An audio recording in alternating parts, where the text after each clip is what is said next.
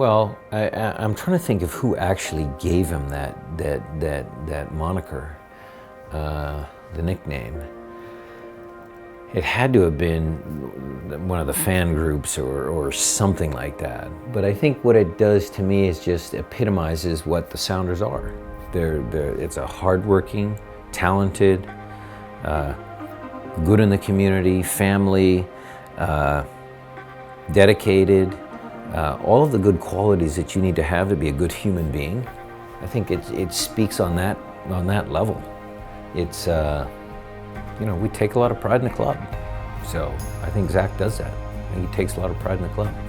Takes a lot of pride in himself, what he's accomplished. So I think that's what it speaks to me about.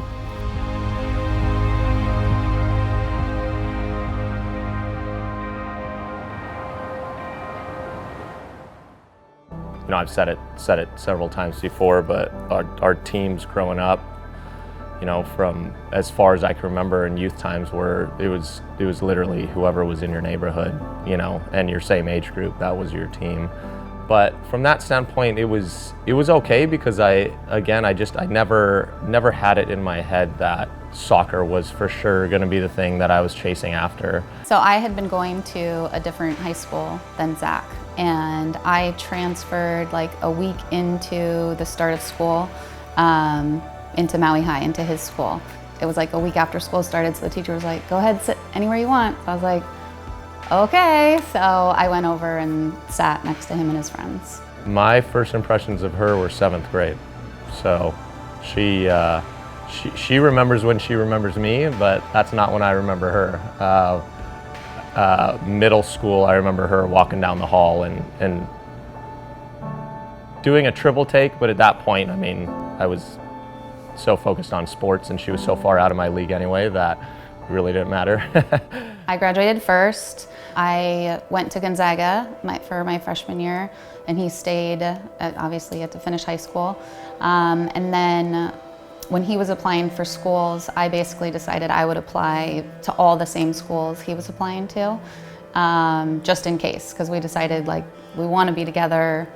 Long distance forever isn't going to work. A couple of guys I had played with and against had tried out for Gonzaga. I think there was maybe one or two, one of them being Brian Ching, that was actually playing at Gonzaga a year ahead of me. So there was that loose connection to Hawaii, the fact that they were recruiting, and he came out and watched a high school game, and had a fine game, but he basically said, D1 soccer's not for you, definitely choose another path. So being as stubborn as I am, decided that that's for sure where I wanted to go then. Soccer was not on our radar at all during college. It probably wasn't until as his senior season was ending that he thought oh man, is this actually gonna be it? Is there anything after college for me? I asked my coach at the time, knowing that MLS was a long shot, I wasn't drafted. What were my other options if I wanted to continue to explore it? And Portland and Seattle were two options. So with whatever contacts he had, he reached out to those coaches and asked when the open tryout was, and it kind of went from there. Memorial Stadium was narrow, small football stadium only. The soccer's not good. Lots of long balls, not a lot of, possession-based soccer, and lots of long balls. And Zach was crushing every single header. And Chance Fry says to me, he says, man, you got to sign that guy, because he is winning every headers. And we were going, okay, let's do this, because he was by far the best athlete on that field.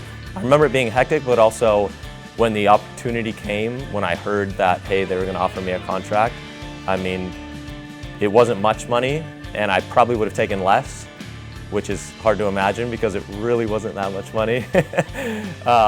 But I just wanted the opportunity. That was it. They were doing whatever they could to be part of the Sounders, which is part of where I think the culture started, at least in my experience with the USL team. A lot of those guys really wanted to be here. Zach's first contract, he only got paid if he played in the game. So he had a couple side jobs. He was doing substitute teaching for a couple school districts locally. He also worked for Pacific Coast Feathers, doing data entry type of stuff, and then also playing. So if he played that weekend, he got paid. If not, there was no check. It might have been bantered about, talked about. God, I hope, Alana, I am so sorry if that actually happened. I'm so apologetic to you right now. Brian Schmetzer, coach at the time, was also, running, small construction operation. And so he leveraged leveraged us off the field to, help out with, flipping houses. And so we would, go, pick us up in the afternoon, buy us lunch, and then drop us off at construction sites to, to move stuff around, cut holes, clean. Yeah, there was a lot of creative ways of making sure guys got paid. Adrian's been really good to a lot of players in a lot of ways. It's an opportunity to get a chance to keep playing. In order to do that, you got to pay bills and mortgages. Brian and Dick McCormick too. Those guys run construction businesses, and anytime they needed extra work, guys would be showing up to practice with white paint on their shoes.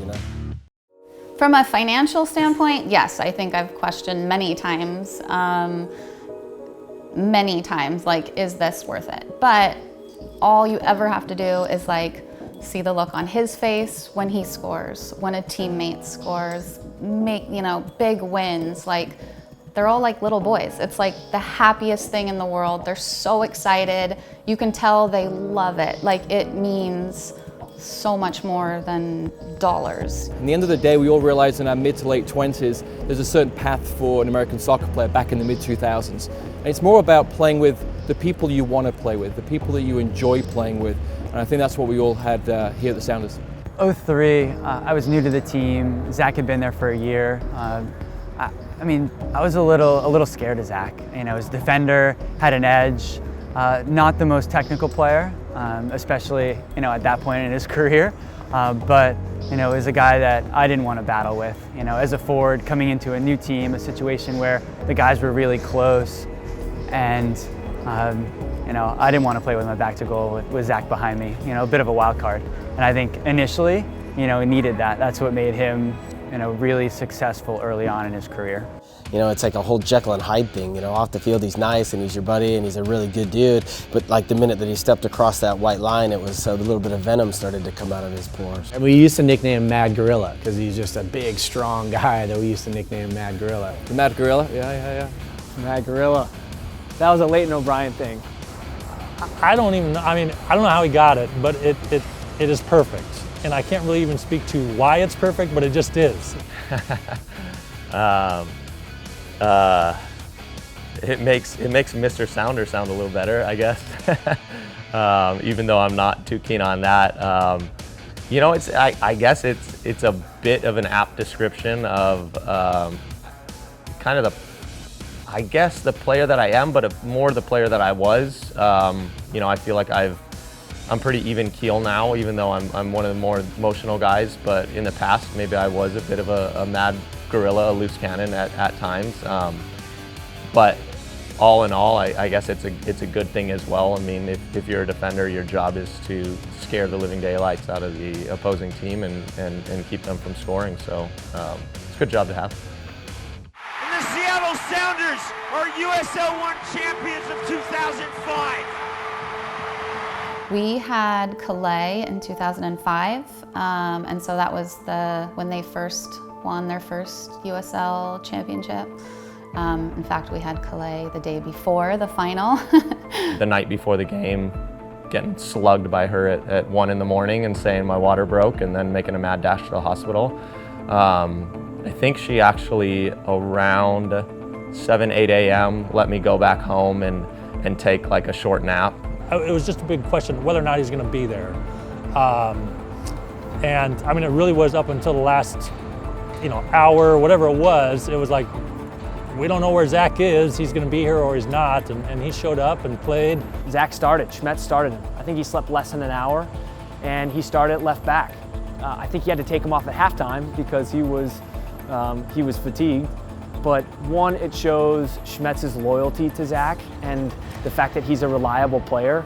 And two, it's Zach brings a sense of pride to this team, and if Zach wasn't starting that game, whether he slept 12 hours or 45 minutes after Clay was born, people would notice. I had made a commitment to my family kind of a long time ago that soccer was never going to come before them, and that's when I think success started to like follow a little bit.